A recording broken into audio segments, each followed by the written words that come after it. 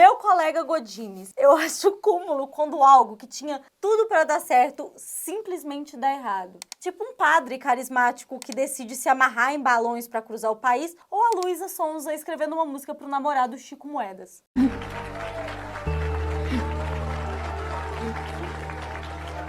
Assim, eu tô achando muito específico as suas referências hoje, Laura. Você tá bem, por acaso? Eu gostaria de não falar sobre isso. Assim, Laura, como já dizia o nosso grande poeta Chorão, né? Dias de luta com o choro na Ana Maria Braga e dias de glória demonstrando o que a brasileira tem que a russa não tem. Russa?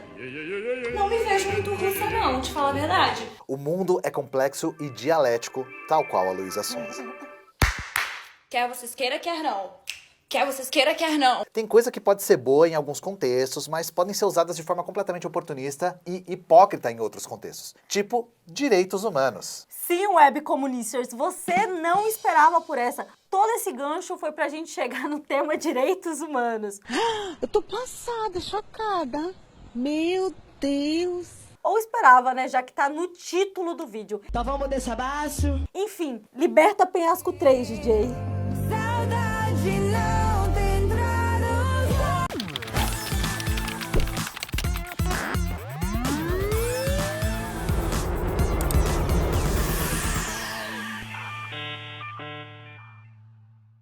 Ai, direitos humanos. A gente tá procurando sarna pra se coçar, né, Laura?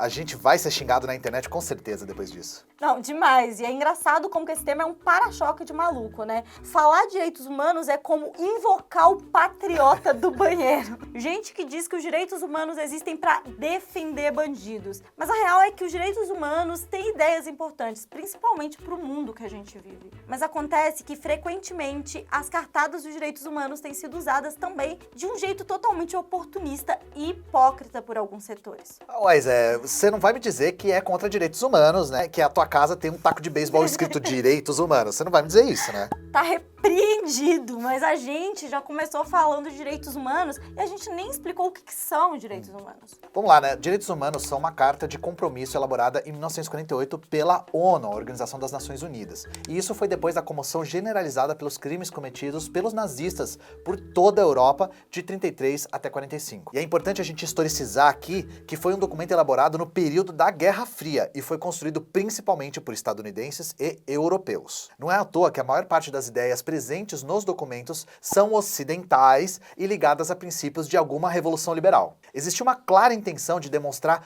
uma, digamos assim, desumanidade do bloco socialista. Aliás, esse viés presente nos direitos humanos, quando pensamos de forma mais crítica, muitas vezes impede até que esses direitos sejam alcançados. Por exemplo, eles colocam no mesmo patamar o direito de ninguém será mantido em escravidão ou servidão com ninguém será arbitrariamente privado de sua propriedade, mesmo que a propriedade privada promova a desigualdade que fere direitos humanos e seja um dos principais causadores de trabalho análogo à escravidão. Também é importante a gente lembrar que esse documento foi elaborado em um ambiente, no mínimo, ali contraditório. Afinal, vários países europeus que assinaram ignoraram a ascensão do Hitler por vê-lo ali como um aliado contra a União Soviética. E isso fez com que o governo, inclusive o regime dele, se agravasse. A Inglaterra, por exemplo, perseguiu gays com prisões e castração químicas. Já o Canadá mantinha escolas onde milhares de crianças indígenas sofreram abusos, tortura e até assassinato. O último desses centros fechou só em 1996. Outro exemplo de como os direitos humanos no início eram mais performáticos do que uma prática dos países que assinaram, 2 anos após assinar a declaração, os Estados Unidos instauraram o macartismo. Uma época em que qualquer crítica ao governo era suficiente para destruir, demitir, perseguir e espionar os cidadãos estadunidenses. E tudo fica ainda mais cínico quando a gente lembra que naquela época estavam de pé leis de segregação racial nos Estados Unidos que estabeleciam que negros eram proibidos de frequentar as mesmas escolas, hospitais, bebedouros, bares e até mesmo a mesma parte do transporte público que pessoas brancas. Também era comum nos estados do sul linchamento e enforcamento de pessoas negras com cumplicidade das autoridades municipais e estaduais. Inclusive, até hoje a Ku Klux Klan é permitida nos Estados Unidos. E nem vamos citar aqui o tanto de industriais estadunidenses como a Ford que lucraram milhões investindo na Alemanha nazista. Assim, a gente consegue ver toda a hipocrisia e o cinismo nessa história, né? Fora que um pacto de não agressão entre a Alemanha e a União Soviética até hoje é citado como uma falta de respeito com os direitos humanos. Mesmo com a União Soviética tendo proposto uma aliança com o Reino Unido e a França antes da eclosão da Segunda Guerra para tentar conter a Alemanha nazista. Afinal de contas, pactos de não agressão só existem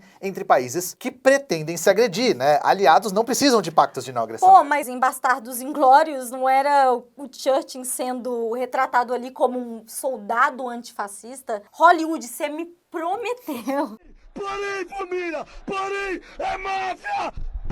Não só ele não era um herói antinazista, como tem declarações dele de admiração ao Bigodinho, e ele deliberadamente não fez absolutamente nada para salvar as vidas indianas na Grande Fome de Bengala de 43, né? Em vez de mandar ajuda para os indianos, o Churchill ainda culpou eles pela crise, falando que eles se reproduzem como coelhos. Ah, e a gente esqueceu de falar que o Reino Unido e a França tinham colônias em boa parte da África e da Ásia, tá? Tendo cometido as maiores atrocidades por lá. Enquanto isso, em 1936, a totalitária União Soviética criminalizava o racismo na Constituição. Interessante, né? Quer outra coisa interessante? O artigo 25 da Declaração dos Direitos Humanos garante a todos o direito de condição básica de vida, saúde, alimentação, moradia e assistência social. Apesar de se declararem defensores globais desses direitos e até usá-los para justificar intervenção militares, os Estados Unidos não oferecem saúde pública nem segurança social adequados para sua própria população. E falando de invasões, os Estados Unidos são hoje o país que mais realiza bombardeios e que participam diretamente e indiretamente em guerras. Para eles, os direitos humanos não são nem para humanos direitos, nem para humanos não direitos e nem para os próprios humanos que são cidadãos do país. Por isso hoje muitos de esquerda, comunistas ou progressistas defendem os direitos humanos, né?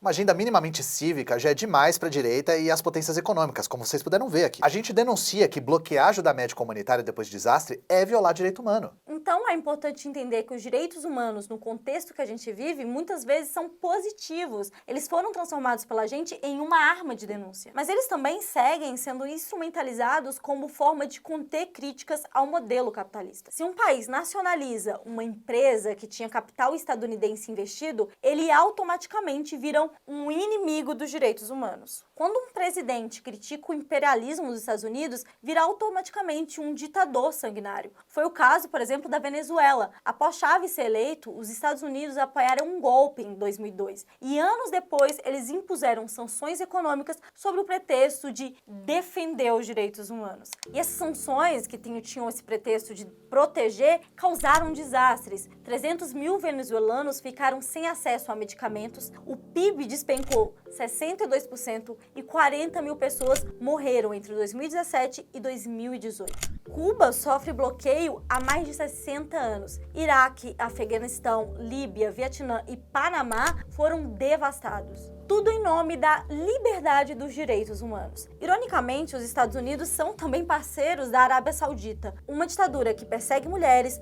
tortura dissidentes e matou jornalistas. A Anistia Internacional apontou ao menos 10 violações graves de direitos, mas ali os Estados Unidos não falam em liberdade nem em proteger os direitos humanos. Pois é, aquela frase, né? Pros amigos favores, pros inimigos a lei.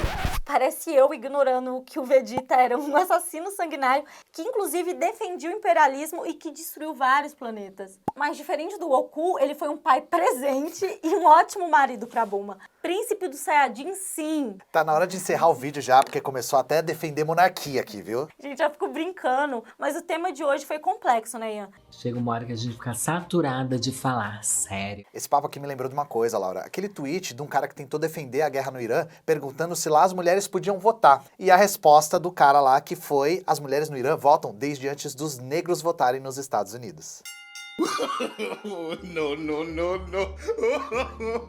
No. A real é que, tacitamente, é importante a gente defender os direitos humanos contra opressões, mas esse conceito também é usado para justificar várias crueldades. E por isso que a gente sempre fala que, para garantir realmente direitos humanos como alimentação, moradia, saúde, emprego e lazer, é preciso acabar com a propriedade privada dos meios de produção. É preciso reorganizar a forma como a gente produz e reproduz a vida, como a gente distribui, como a gente consome. E falando assim, parece que o nosso inimigo do dia, de novo, é o capitalismo, né, Laura? Quem manda ser um sistema de merda que só gera desgraça? Pronto, falei. E se você acha extremo a gente tá falando isso sobre fim da propriedade privada, pode ter certeza de que no futuro a exploração de classe vai ser encarada como sendo tão absurda quanto a escravidão é encarada hoje em dia, tá? E para superar esse sistema e condicionar a economia à realização de o que é necessário para a vida humana, é preciso organização enquanto classe. Não é à toa que eu e Ian toda quarta terminamos o vídeo falando que vocês precisam se organizar. É em conjunto que a gente se liberta, faz uma leitura mais ampla do mundo que a gente vive e o mais importante, a gente tenta mudar a nossa realidade. Mas sabe o que também não muda todo o vídeo? É a gente pedindo para você curtir, comentar esse vídeo, compartilhar, enviar pro seu tio anti-direitos humanos, pra sua tia que detesta Cuba por causa dos direitos humanos também. E seja um humano bem informado, assinando o ICL e tendo acesso a cursos, aulas, palestras e um tanto de coisa que vai agregar muito na sua vida. E é isso, pessoal. Até a próxima quarta. Valeu! Olá, olá, olê, olê, olê, olá. Eu sou o Lindener Pareto, historiador, e tenho um convite especial para vocês para acompanharem o Provocação Histórica aqui nos canais do Instituto Conhecimento Liberta. Toda quarta-feira, às 7 da noite, logo após o ICL Notícias segunda edição, convidados e convidadas que ajudam a gente a pensar o passado, a criticar o presente e a projetar alternativas de futuro para um Brasil diferente, para um mundo diferente. E se no cotidiano dificílimo do trabalho você perdeu o episódio inédito, não se preocupe, você pode assistir também toda quinta-feira a reprise, logo após o Rolê ICL, ao 12h30. Venha pro Provocação Histórica.